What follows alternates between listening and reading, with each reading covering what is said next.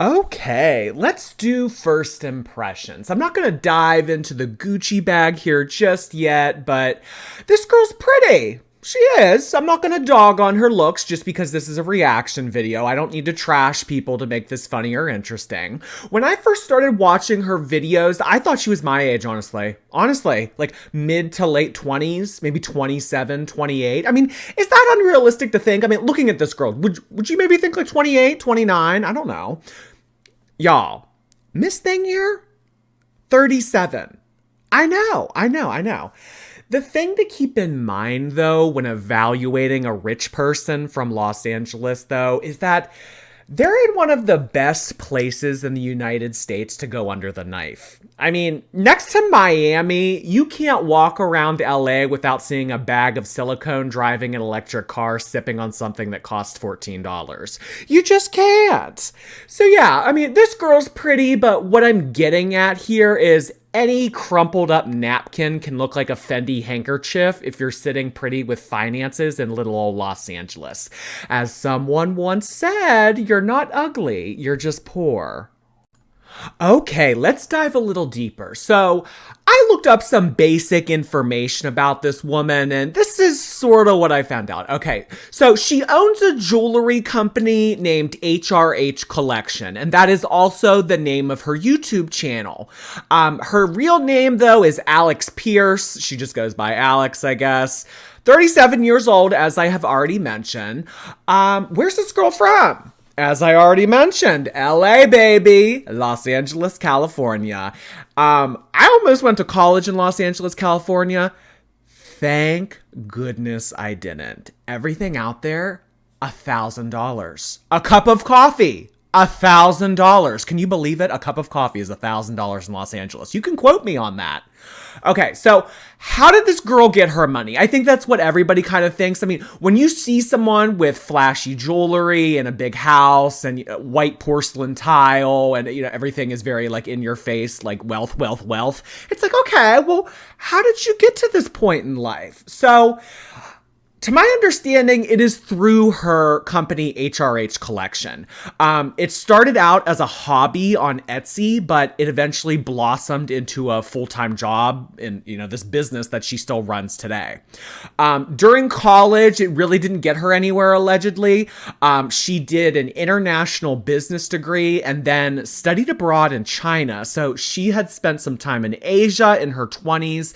She makes mention of Asian culture a lot. I'm not exactly how sure she was in Asia, but she does make references to Asian culture a lot. So back in 2017, she made a video, and a lot of her earlier videos from like 5-6 years ago that, her getting, her name out there and everything, it's very controversial. So she made a video called I'm Dying to Be Asian. It was pretty controversial. It's still out there. You can see what she said and everything. She's made some pretty interesting comments over the years, and that's kind of how she's got her platform. So anyway, how is she successful? To my understanding, after she got her master's, she was working a 9-to-5 like any other ordinary college student. I mean, you get out of college with your big degree and your, big sack of debt. And what does the world have waiting for you? A job that pays $18 an hour. That's reality for most people. They go to college, they get a bunch of debt, and then, you're expecting to make something of your life and have all these opportunities and doors open for you when you turn 22 and you leave your campus and enter the real world. But really, for a lot of people, the opportunities are kind of just like, well, time to work your butt off. And you're not really getting, the level of wealth or at the expectation that you had going into college, or at least that was the case for me. You can tell I'm bitter? No, you can't tell I'm bitter. What are you talking about? So she was doing her 9-to-5, doing YouTube and jewelry in her free time. She ran her little Etsy account. She makes it very, I want to be very clear about this because this is important. And this is going to be a narrative that I'm going to continue to touch on a lot when I make videos about this woman. She makes it very clear that she is self-made. Now, self-made means that you did it all yourself, baby. You were not given your fame. You were not given your wealth. You were not really given opportunities in life. Paris Hilton, a very famous person, a very wealthy person, has done a lot, has traveled the world, owns anything and more you can imagine. But it was all handed to her. She's not self-made. Now, maybe like 5-6 years ago, when Kylie Jenner became the first billionaire, the first youngest billionaire, there was a lot of talk going around that she was self-made. No. That is not the definition of self-made. In my opinion, if you don't like Jeffree Star, that's fine. That's fine. Hate Jeffree Star for who Jeffree Star is, but Jeffree Star is self-made. Jeffree Star started out from nothing, doing Sephora makeup, staying in their car from time to time. Jeffree Star is now a very wealthy, successful person. Hate them for what they've done. Hate Jeffree Star but Jeffree Star's self-made. They fit that criteria. So HRH makes it very clear that she is self-made. This lifestyle, everything you see in this video, this beautiful house around here, the Cartier jewelry on her wrist, that all came from her business and her ambition in wanting to be a successful businesswoman. So she doesn't come from money, allegedly. Allegedly. We're going to get into this. We are. So in one of her recent videos, she talked about how she grew up and her parents weren't really able to afford nice things. She made a mention of being picked up from school by her mom in a very ugly vehicle, like a van, kind of like ugly, and she slumped down into the car and didn't want to be noticed by her friends that were walking around outside. And her mom was just kind of like, oh, no. Like, you're not acting like that. Like, I will honk this horn and I will scream at all those kids and tell them that you're my daughter. Like, you're not going to be ashamed of this. So, allegedly, to what she has put out online and from what I have gathered from surface level information into digging into this girl, she believes that she is self-made and she was not given anything. She was not given a small loan of $1 million. She was not, heir to the Kardashian empire. She didn't, grow up related to Kim. She wasn't handed this, according to her.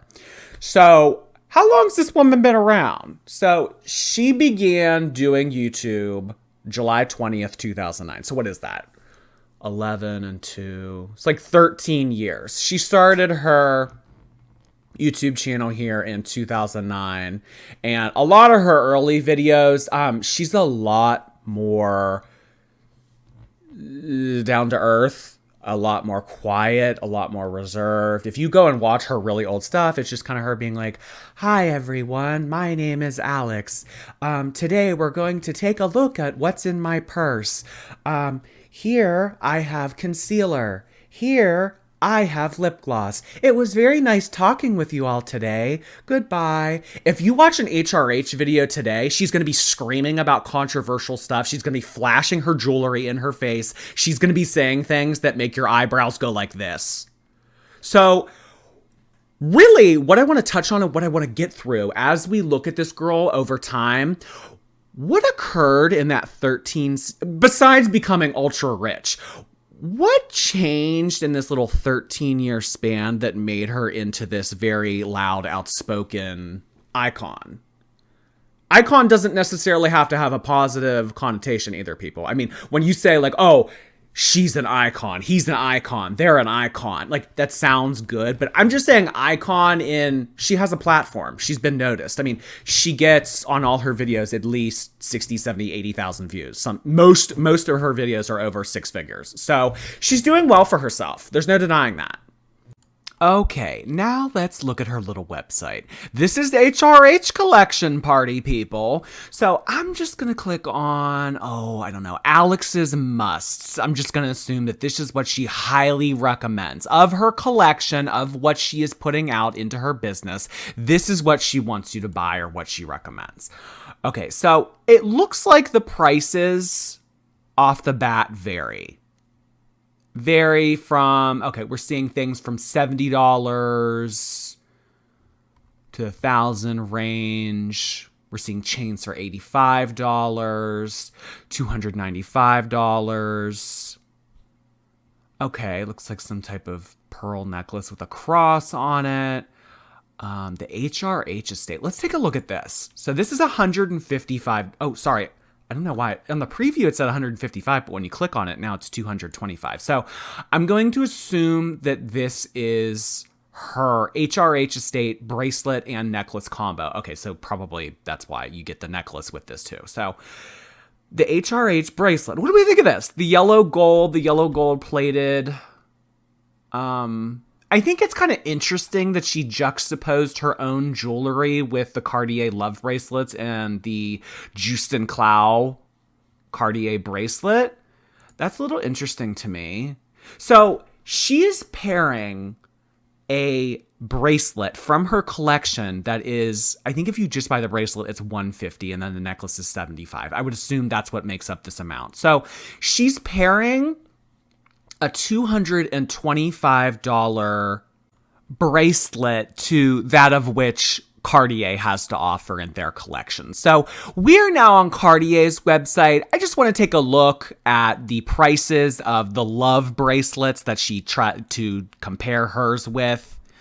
Okay, so that yellow bracelet that we just took a look at, she had two of the love bracelet, the yellow gold. So 6,900 times two. What is that? Oh, I don't know. Like 13,800. So 13,800. And then she had two of these, the small model. So 4,450 times two. Oh, I don't know. That's probably like 9,000-ish. Yeah, like something close to 9,000. So 9,000 plus 13,000. So that alone is over $20,000 on her wrists. Now, she didn't only have that. She had the Justin Clow, so let's take a look at that one too.